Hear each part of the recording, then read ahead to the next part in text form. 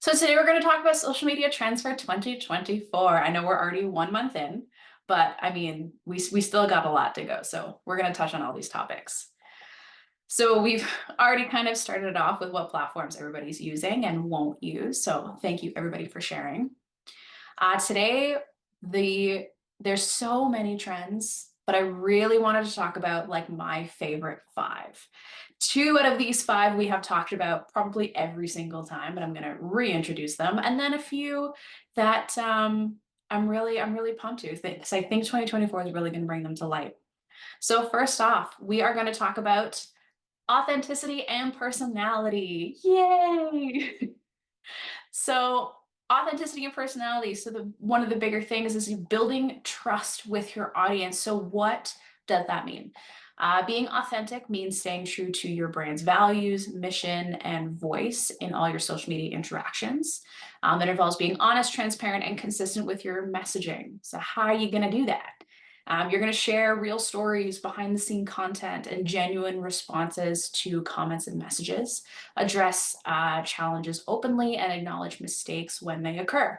The huge thing going into this year is people want to see real people. They want to see your personality and, the fact that you are a real person. Sometimes real people make mistakes and they want to hear from it, and they want to hear real comments and not just be this account that is consistently selling all the time. And then enhancing brand identity with unique personality. So what does that mean? Showcasing personality involves giving your brand a human touch that resonates with your audience. It's about having a distinctive voice and style that sets you apart. How to show it? Use consistent tone in your posts that reflect your brand's character, whether it's humorous, inspirational, professional. Engage in trends relevant to your brand and share content that reflects your unique perspective. And all of this stems from you understanding your audience and knowing the type of account that they actually want to follow and want to engage with and be a part of. And then creating genuine and long-term connections is going to be huge going into this year. What does that mean? Authenticity and personality help in reforming deep connections with your audience. When people relate to your brand on a personal level, they are more likely to become loyal followers and customers. How to show it? Engage with your audience in meaningful ways. Ask for their opinions, respond to their queries, their comments, create content that speaks to their interests and needs. Show appreciation with your community through shout outs, features, or direct engagement. So it really is all about that one-on-one. Next, we're going to talk about keywords and SEO. Now, this can go so far, and we've talked about keywords and SEO so many times throughout GRWE. But today I really want to talk about SEO when it comes to discoverable keywords. And the keyword is discoverable. And what does that mean? So utilizing keywords effectively means incorporating words or phrases into your content that your target audience might frequently search for. So this practice improves the visibility of your social media content and website in search engine results. How to show it? Conduct thorough keyword research to identify relevant terms that align with your brand and audience interests. Use these keywords naturally in your social media posts, hashtags, profile descriptions, and website content. Even though we are talking about social media, your website is so key in everything you do. Balance popular and niche keywords to target both broad and specific audiences. So for those of you who have been on TikTok, as you can see this example here, and I'm just using TikTok as an example. If you post a video about a certain topic and people comment asking certain questions, those comments actually turn into clickable links, which helps with your reach and also helps with if you did a video that is talking about the same topic, people can click that link and find other videos of other people talking about that topic. This is also really huge too for a lot of social media platforms are doing like suggested content. So I know Facebook is doing it, Instagram is doing it, TikTok is always doing it, Pinterest always is doing it. And the reason that you are seeing that suggested content is because it's monitoring your behavior, and it is pulling the content that you interact with and then trying to find more based off of those topics, based off of those keywords. So having really discoverable keywords in your content will allow you to get in front of people that are not currently following you and help you build up that reach, help you build up that following. Next, I really want to talk about gated content. And I think Laura and I are going to have mixed feelings about this one, but it's really, really cool. So gated content. So we're going to enhance the value and exclusivity. So what does it mean? Gated content refers to the online materials such as articles, videos, white papers, or webinars that require users to provide personal information like an email address or complete a certain action like subscribing or making a purchase to gain access. This strategy is used to generate leads, build a database, and increase the perceivable value of the content. How to do it? Identify high value content that is desirable enough for your audience to provide their information. This could be in-depth guides, exclusive webinars, comprehensive reports, like those exclusive behind the scenes live videos.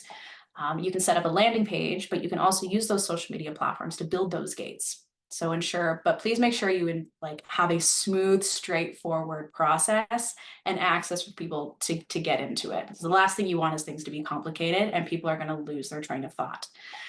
For example, Instagram, as of 6 months ago, I think it's been available in Canada.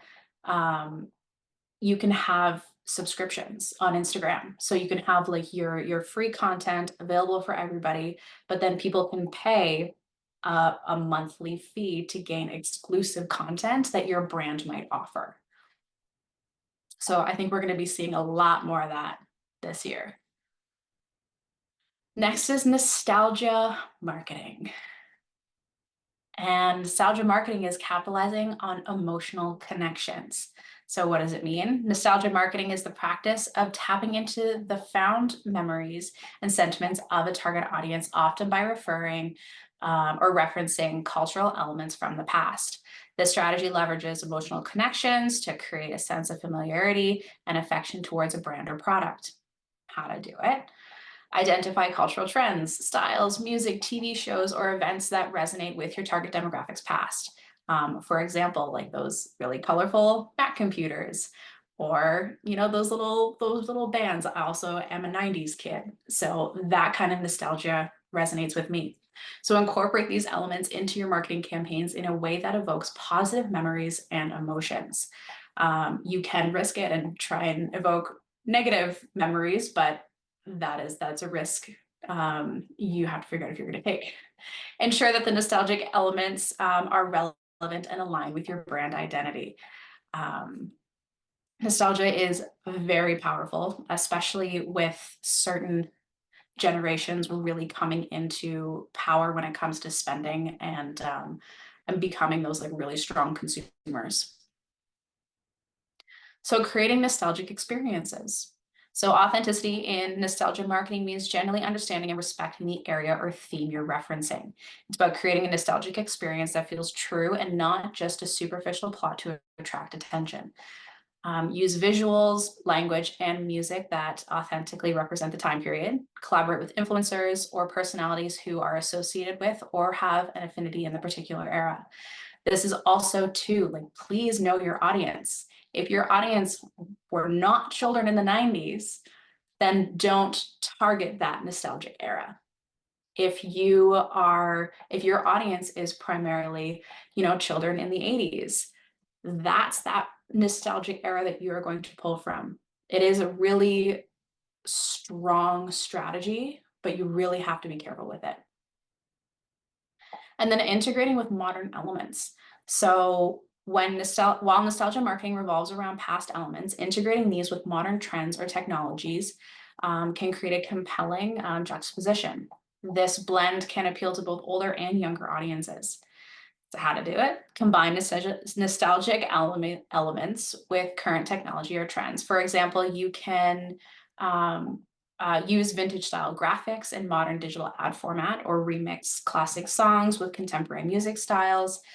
Create social media content that contrasts then and now scenarios, appealing to a broad range of followers. I don't know about you, but all these memes that are coming across my Instagram page, all of that, that music that's coming across my TikTok page. If it's a song that I blasted while I was in high school, I'm more likely to watch that video on repeat. So last but not least, we're going to talk about influencer product placement.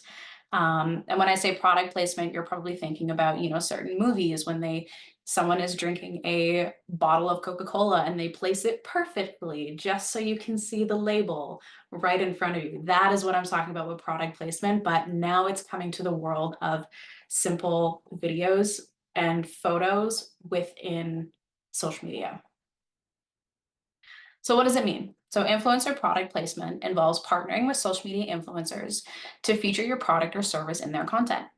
This strategy leverages the influencer's credibility and audience to increase awareness and credibility for your brand. It's important to elevate the effectiveness of influencer product or service placement. This involves tracking metrics such as engagement rates, traffic, and conversion that result from the influence promotion of your product or service. So how do you become that product or that service when it comes to influencer marketing? One, you're going to identify the influencers whose followers align with your target market, not somebody else's, but your market. And then you're going to build genuine relationships with that influencer and provide them with a compelling narrative about your product, service's unique value. Ensure your product or service fits naturally into the influencer's content style and audience interests. I see it all the time when there's influencers that I follow, and then all of a sudden they're talking about a product that they have never even mentioned before, which kind of looks like they've been paid a lot of money to talk about this product, and it's not actually something that they use.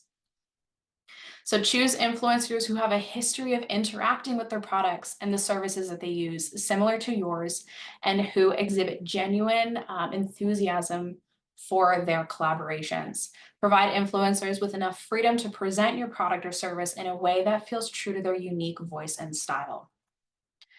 And then last but not least, you're going to conduct ongoing research into market and social media trends. Don't just give your influencer the product or give them your service and just let them be on their way.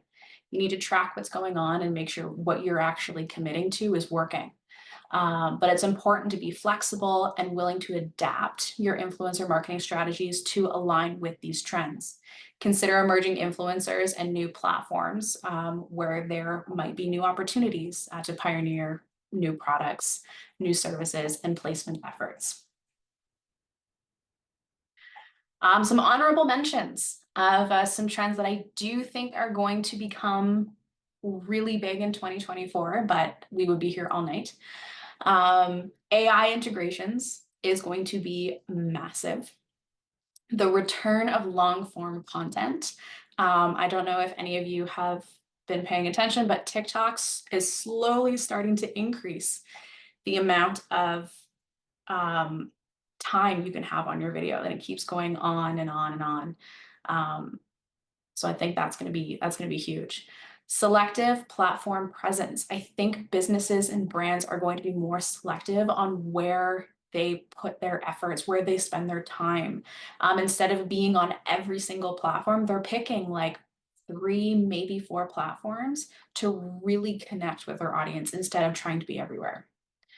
And then another huge thing is targeting Gen Alpha, who is becoming the next generation to influence spending and buying and usage of service. If anyone has been watching the media and everything that's been happening in Sephora lately with all of these young children basically taking over the entire market, it's huge. It's going to be big, whether it's negative or it's positive. It's going to happen whether we like it or not.